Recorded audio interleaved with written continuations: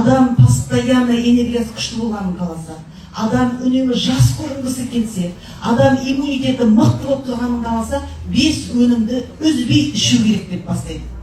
Сөйтеді, пища предков деген орысша білетін қыздар оқысаңдар, сонда айтады, бірінші кезекте дегенде хлорелла іш дейді.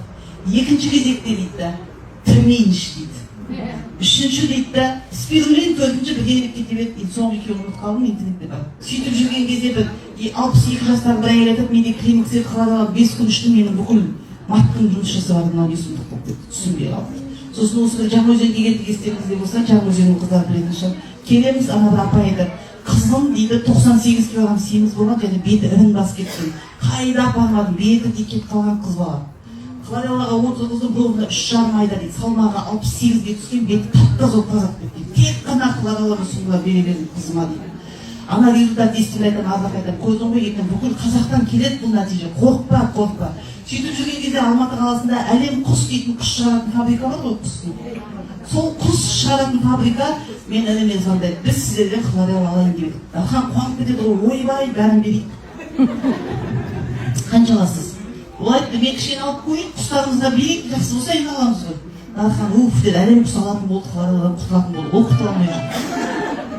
Сөйтіп жаңағы әлем құс біздің хлорелламызды алып кетеді. Содан бір ай болады, хабар жоқ, хабар жоқ. Дархан күні күтеді, әлем құс. Оказывается, мынандай инкубаторда мынандай екен. 100 жұмыртқа саласыз, 70 балапан шығады, 34 бала екен ғой. Өзінің заңдылығы 70-те 30 екен. Содан бір күн Дархан өзі маңдайды ғой, не болды хлорелла, не істейтін болды, сосын айтыпты. Хлорелла күшті екен. 100 балапан салып едік, 100 балапан шықты депті. Дархан қуанып, ойбай, енді қанша кетпейік. Бірақ біз хлорелланы алмайтын болып шештік. Неге алмайсыздар? Хлорелланы ішіп алған балапанға дәрі шықпайды, бұлар семірмей қойып отыр, майланбайды екен. Дәріні қабылдамайды екен балапандар.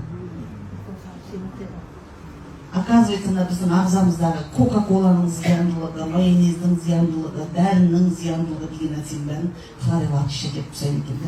Ана құстарға бірінші гормон береді екен де, артынан жемесе құстар майлана береді екен.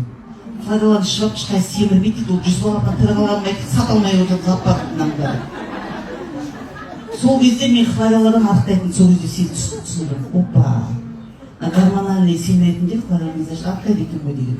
Одан мен үйімде повар қызым бар, бетінде жасыл безе болған, беті шұңқыр, дағы болған. Хлорелланы 2 ай ішіп, беті әппақ болып кетті, көз алдымда кәдімгі. Бірінші бетке кожаға береді, шашқа береді.